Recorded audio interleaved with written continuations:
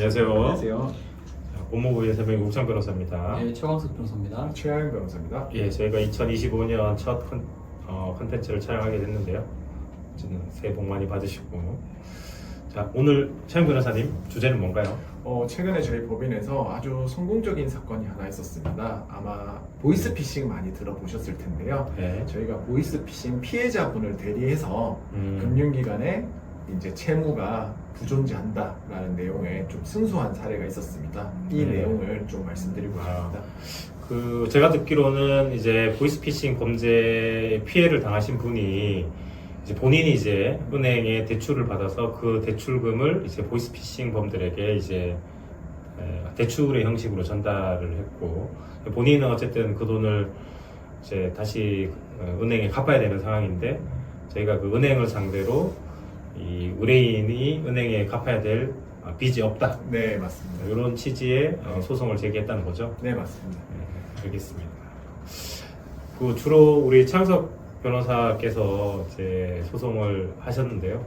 그 소송의 뭐 개략적인 내용과 또 어떻게 좀그 채무가 존재하지 않는다는 판결을 받았는지 좀 설명 좀 해주시죠. 네. 주로 이제 요즘 유행하는 보이스피싱 수법이 경찰이나 검찰 아니면 금감원을 사칭해서 당신의 핸드폰이나 계좌가 불법 금융거래에 이용되었으니 우리가 좀 점검을 해야겠다 이렇게 접근을 한 다음에 휴대전화에 팀 뷰어 퀵 서포트라는 원격 제어 프로그램을 깔도록 유도를 합니다.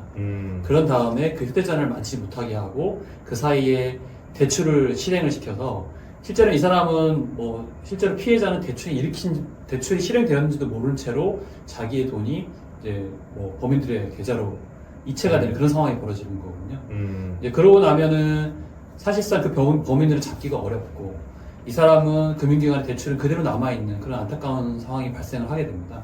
그래서 저희가 했던 사건은 그런 상황에 계신 분을 도와서 은행에서는 요즘은 대부분의 거래가 비대면으로 이루어지잖아요. 그래서 모바일이나 온라인, 인터넷으로 통해서 이루어지는 그 비대면 거래에서 은행에서 반드시 확인해야 되는 본인 실명 확인 절차가 있습니다.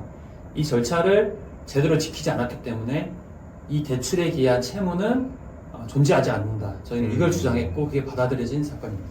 차영 변호사님, 저희가 이제 보통 은행을 가면 직접 이제 청구에 가서 대출 계약서도 쓰고, 은행 청구에 계신 은행원 분들에게 이렇게 이런저런 서류도 하고 상담도 하잖아요. 네. 이 사안 같은 경우는 이제 비대면 거래라고 이렇게 이야기하는데, 이게 정확히 좀 어떤 의미인가요? 네, 말씀 그대로입니다. 은행을 가서 은행에 계신 직원분하고 같이 이야기를 하고 서류를 작성하는 것을 대면이라고 해요. 코로나 이후로 사실 금융기관에서도 안 찾아와도 은행 업무를 볼 수 있도록 하고 있습니다. 대출 역시 지금 이 사안에서는 대출 역시 비대면으로 이루어지게 됩니다. 비대면으로 하되 개인정보 같은 경우는 그 휴대폰에 찍어서 신분증을 전달하게 하거나 혹은 이제 사인 대신 지문, 휴대폰의 생체 지문 인식을 통해서 대출이 이루어지게 했는데, 본 사안 같은 경우가 비대면, 그러니까 신분증도 보이스피싱 범들이 휴대전화에 있는 거를 그냥 임의로 이체를 전송을 하고, 휴대전화에 지문 같은 것도 사실 의뢰인분은 이걸 했는 기억조차 없고 하지도 않았는데, 모든 게 이제 보이스피싱 범들이 생체 지문도 다 넘어가게 좀 이제 그렇게 해놓은 상황이에요. 그러니까 제가 이 핸드폰 들고 있는데, 요즘 이런 핸드폰 가지고 이제 기본적인 모든 거래를 대부분 하다 보니까 이제 계좌 개설이라든지 이런 대출 같은 것들도 핸드폰을 통해서 좀 이루어진다. 그렇게 해서 이제 비대면 거래이다, 이렇게 말씀을 하시는 것 같고요.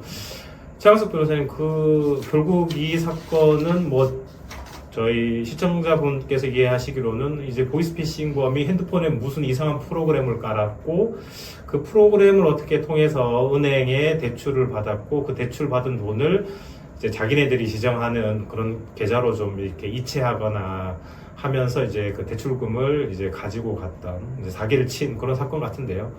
그러면 이제 우리 의뢰인 분께서 결국 은행을 상대로 싸우신 거잖아요.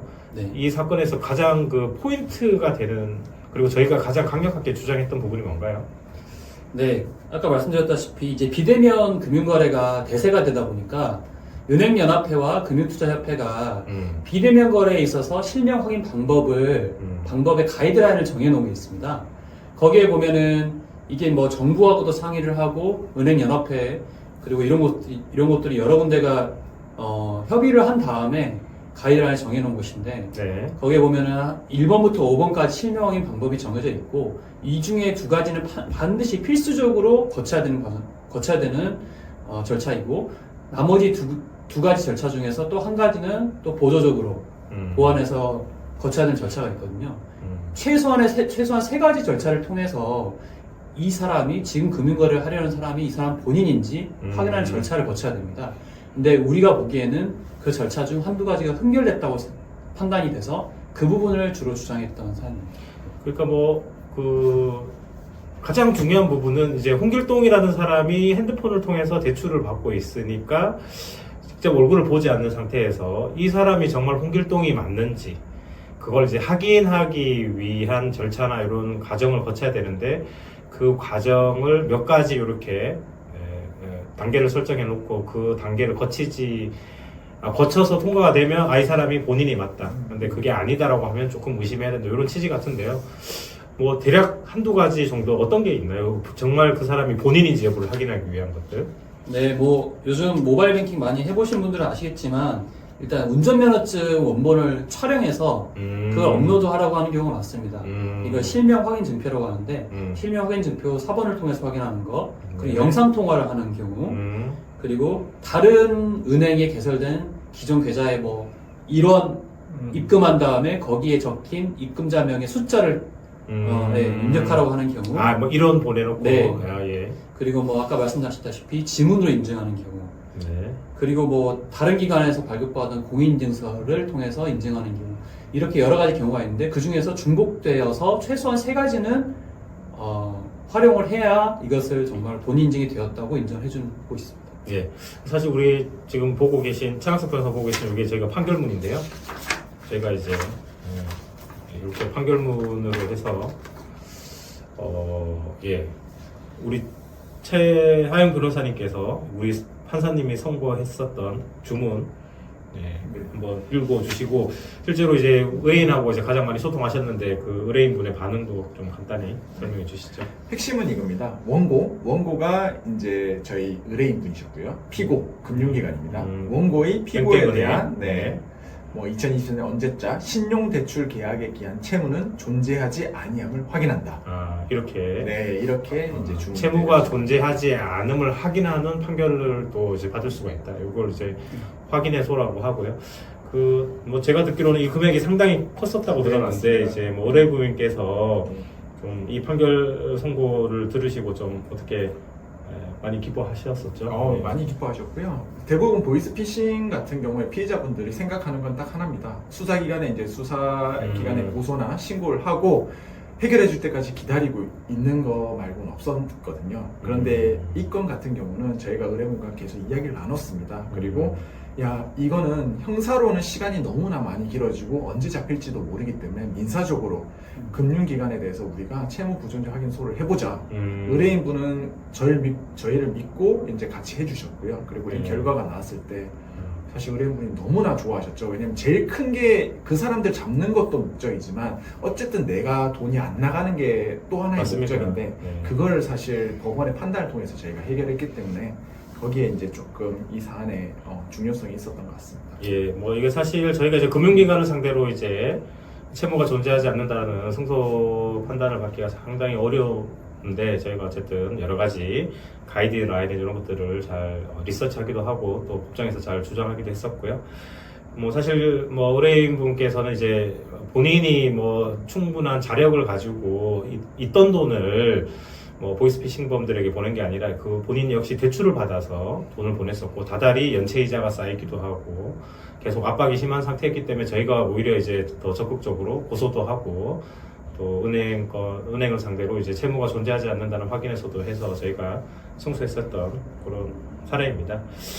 뭐 보이스피싱 범죄의 피해를 당하지 않으면 좋겠지만 너무 이제 교묘히 일어나고 있기 때문에 예방하는 것이 가장 좋을 것 같고요. 혹시나 이런 피해를 입으셨다고 하면 저희 전문가의 또 조력을 좀 받아서 민형사적인 또 조치를 취하시는 것도 한번 고려해보는 게 좋을 것 같습니다.